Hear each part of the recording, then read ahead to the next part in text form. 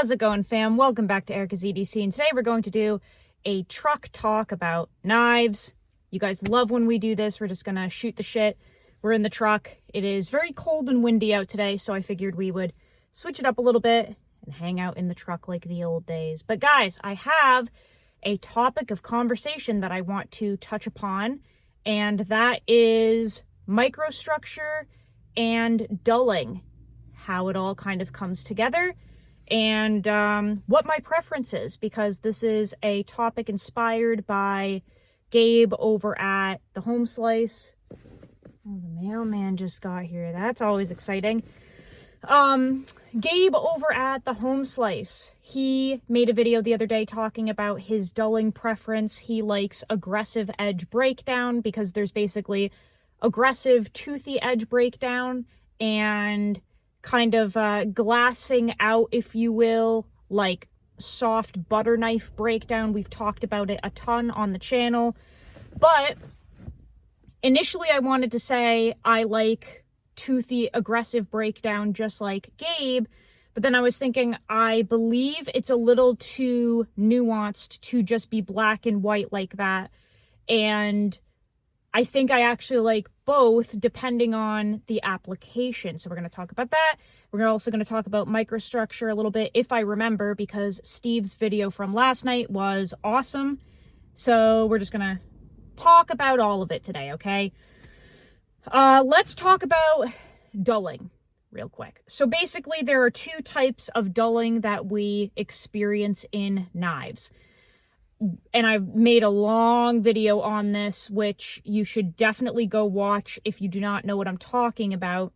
But there's basically steels that break down into a toothy working edge, and some of them almost like microchip, which creates these little serrations that still cut for a long time. But on a microscopic level, it is still edge damage that can lead to further fracturing, right? So it kind of has give and take there. And then we have like very slick butter knife glassy breakdown, which is when you can just run your finger right over the knife. It's just butter knife soft, but those steels tend to not chip, or sometimes they don't even roll. They literally just flatten out. So they don't cut as well when they're dull, but they're essentially stronger, right? So there are caveats to each one. So like I said, initially I wanted to say I like toothy, aggressive edge breakdown because that is what I lean toward. However, I think that's really only for EDC knives, because in an outdoor knife, I'm definitely leaning more toward the glassy breakdown. So let me explain why. In an EDC knife, the goal is to cut and cut for as long as possible without human intervention, sharpening, okay? For me, for an EDC knife that is cutting cardboard, plastic, rope, leather, canvas, all of those things, I want the knife to cut and cut for as long as possible without me needing to sharpen it. That's my goal, and that's just my personal preference. So for me, for an EDC knife, the aggressive toothy breakdown is what I really enjoy, because that just makes it so that I can use the knife even longer without sharpening it. And generally in my EDC, I am not encountering tasks where if I do have micro fracturing, I tend to not put my knives in situations that could fracture those micro fractures even further, leading to severe edge damage or edge breakdown. So what I mean is, for me, I could feasibly run Maximate steel as an EDC steel for my EDC knife, because I don't really do anything where if I get those little microchips, I'm going to chip them even further and like take chunks out of the edge or break off parts of my blade. Like I don't really do anything in my EDC that lends to that. Now, if you work in a warehouse and you are cutting pallet straps and the plastic wraps off of, 10-foot pallets all day, and there are nails and there are staples that you could hit, Maximate may not be the best choice for your EDC because let's say you already have microfractures. If you accidentally even nick a staple or a nail or anything hard, you definitely have the chance of breaking those microfractures further because that steel is already weakened, and then you have severe edge damage, right? Now, obviously, we could beef up edge geometry to help mitigate that a little bit, but we're not talking about all of the nitpicky stuff right now. We're literally just talking about the basics, okay? So for like a blue collar worker, S110V or Maximate or Rex 121 may not be the best steel for them, because if they're beating on their edges and not paying attention, they definitely could further damage that apex if it's already microfractured. For me, I'm not in that field anymore, so I can run super steels that are very hard and very thin, and they do just fine for my EDC. For an outdoor knife where we're doing harder tasks and some tasks that aren't meant for knives necessarily, that's where I actually prefer the glassy steels. Give or take, okay? We're talking about just general situations here. So, when we're doing outdoor tasks, let's say predominantly batoning, feather sticking, we're building a fire, and we're doing camp cooking, right? Like a lot of just the general camp tasks. A slick edge breakdown could actually be smarter, because when you have steels that glass out like CPM 154 or S35 VN or ABL or 14C28N or Nitro V, all of those steels are super fine grain structure.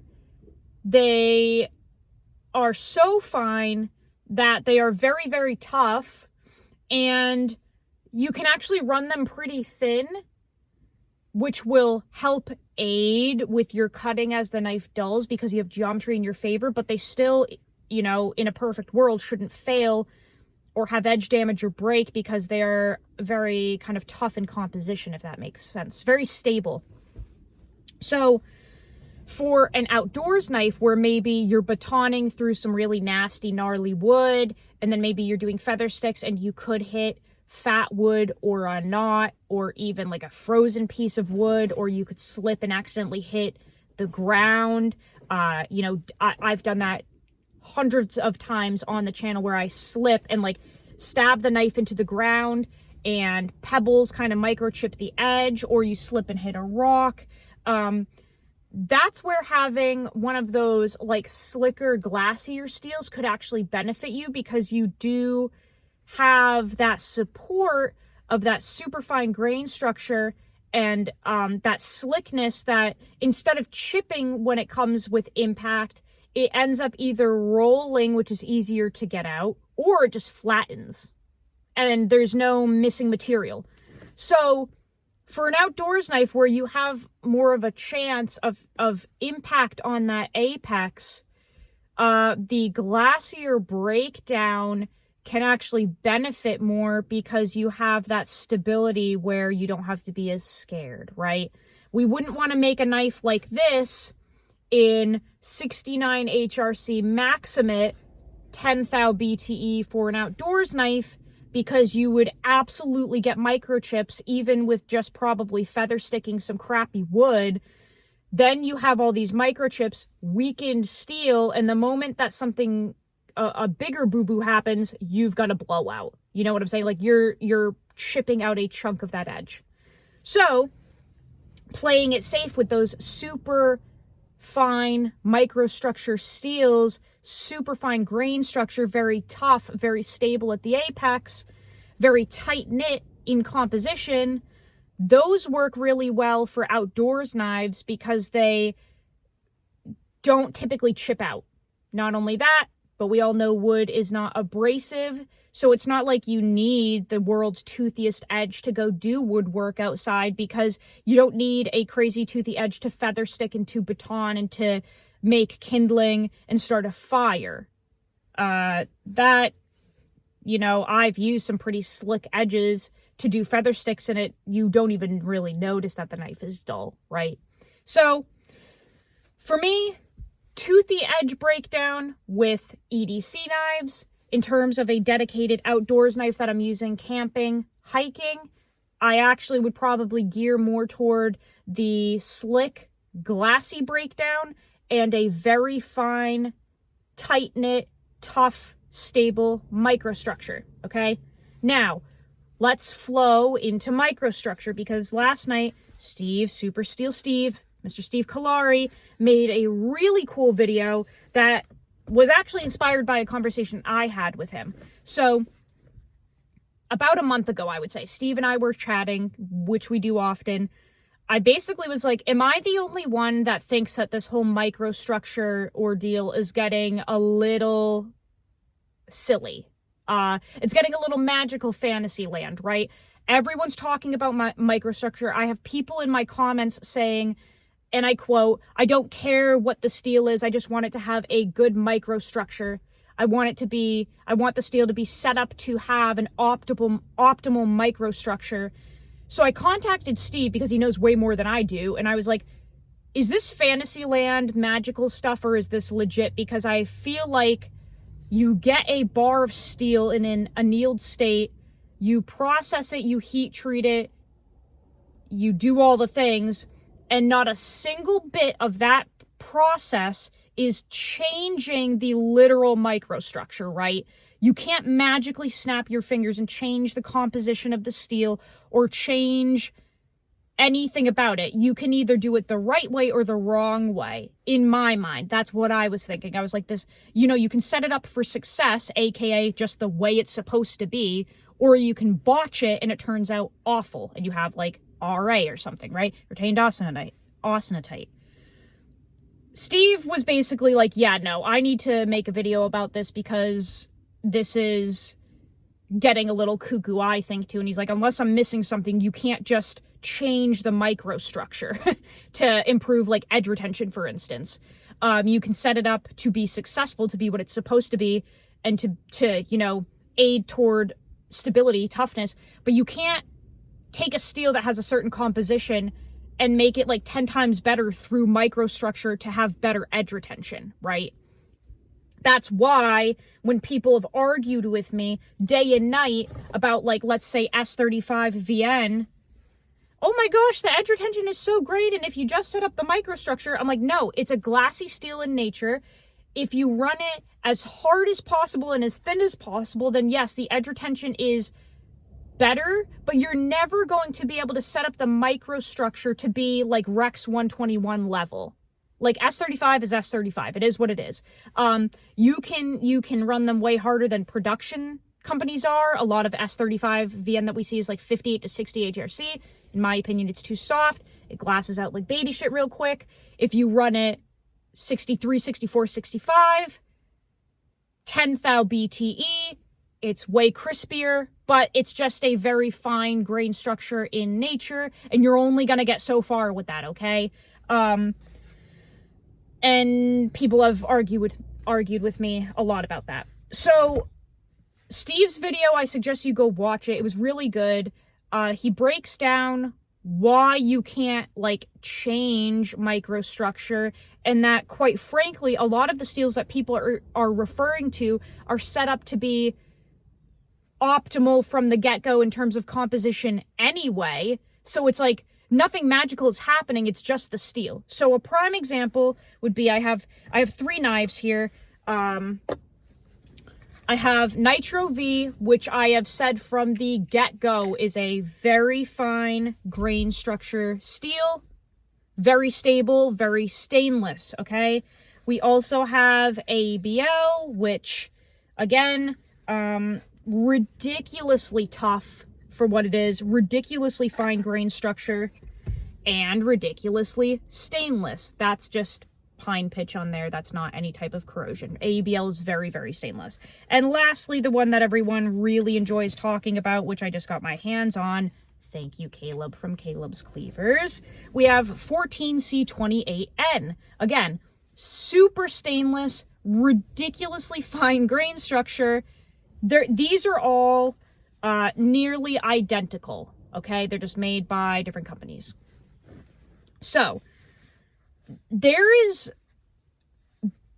from the get-go, from this bar of steel, before it's even cut, heat treated, cryoed, whatever, it is already in its most optimal state in terms of composition to aid toward toughness, right? That's why people talk about these being such fine grain structured steels, because that's what they are before you even cook them, heat treat them. Okay, so there's nothing that a maker can really do to change that. That's the whole point of the steel, is to be very, very fine grain structure.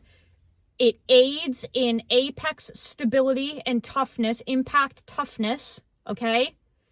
And that's why people like these steels, especially in the culinary field, because they do not rust.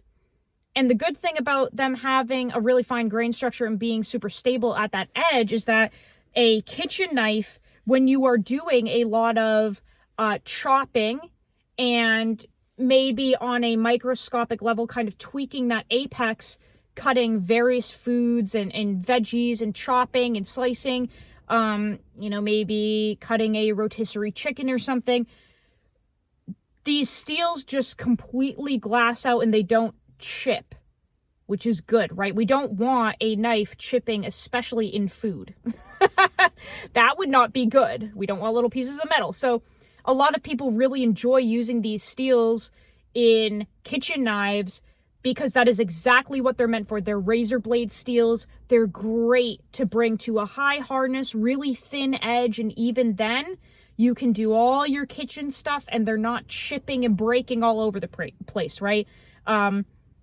You would not want to make a very thin, like Japanese style chef's knife in Rex 121 at 5 thou BTE, because the average person would probably break the crap out of it. You'd have little tiny sprinkles of Rex 121 in your dinner that you're serving your family. So these steels like this, also S35VN, also CPM 154, also 154 CM, all of these super fine grain structure steels, I would even go as far as like, you could probably use MagnaCut in a kitchen knife. That would be kind of neat.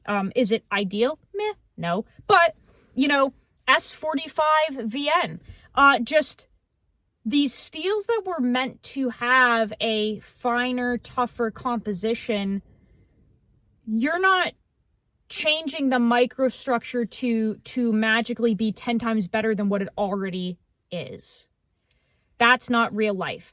So these magical custom heat treats where we're magically setting up the microstructure to improve edge retention by such and such percent may or may not be a little bit of a stretch of the truth, right? And that's something that I've talked about a number of times on the channel, is like, can you set up a recipe to be the best that it can be? Yeah. But you're not adding ingredients to make it 200 times better, because that's impossible if you're following the recipe. Like, it kind of is what it is. So I've just had a lot of people in the comments saying that. Also a lot of people that are talking about toughness, and for some reason thinking that powder metallurgy steels are less tough than like ingot steels, which it's the other way around. The powder metallurgy process is refining everything so greatly that it just makes any PM grade steel tougher in nature anyway. I think there's just like a lot of misinformation right now, and maybe it's a whole bunch of new people coming into the community, and I don't know where they're getting the information from. This isn't like to crap on anyone. It's just to kind of clear the air, almost like, to all the new people coming in, the PM grade steels, the whole point of the powder metallurgy process is to make these steels stronger, essentially, right? That's why we have like D2 and then we have CPM D2. They're very different things. the CPM, the powder metallurgy process that Crucible was running, but any company can really run it if they have the capability, that the PM grade process is what makes the steel tougher and more stable in composition in general anyway. So if a maker tells you that their knives are like $500 because they do a special process that sets up the microstructure to aid toward a 10% increase in edge retention, I would just be a little wary of that because I'm not quite sure that's real life, okay? But like I said, that's a conversation that I had with Steve in great depth, and he made an awesome video about it, and I just wanted to direct you guys toward it to check it out because I thought it was really good. I thought it was really, really good. So, lastly, to close out, I will just show you, I don't know why it got dark in here. I'm trying to show you this mirror polished edge that I did on this CD, but the screen has gone dark, I think, and now, hopefully you can see it. I mirror polished the crap out of this thing, and it's not going to cut for shit very long at all. But I am going to see, before the testing ends with this CPM 1V, I'm going to see if this aids in any type of like edge stability or whatever with harder outdoor use just for fun. CPM 1V is a very, very tough steel, and I'm really curious to see if this mirror polished convex edge is like more rugged than the toothy edge that I had, just for fun. So I really wish that the screen didn't go dark, but I think my phone's getting overheated from the sun. Hopefully you can see how shiny that thing is. I polished the crap out of this. And again, it's going to be butter knife soft in like 3 minutes of use. But I do want to see if I can tweak this apex around and just see what happens to it. Because 1V is super, super tough. Great high impact toughness. It barely has anything to it. I said that before. It's got like 5 major ingredients, fucking elements, that's the word I want, and then like a dash of silicon and manganese or something, but there's not really much to it, and it's really cool. So anyway, let me know what you guys think down below. Let me know what types of edge breakdown and dulling you enjoy for tasks that you do, but hopefully you guys enjoyed that. And like I said, this was not to crap on anyone, this is not to call anyone a liar. I just was surprised hearing so much microstructure talk in my own comments and wanted to see if anybody else thought it was getting a little bit silly. So that's it. I will see you guys on the next video. Go use your shit. Learn how to sharpen your knives. I'll see you guys so soon. I love you so much, fam. Take care.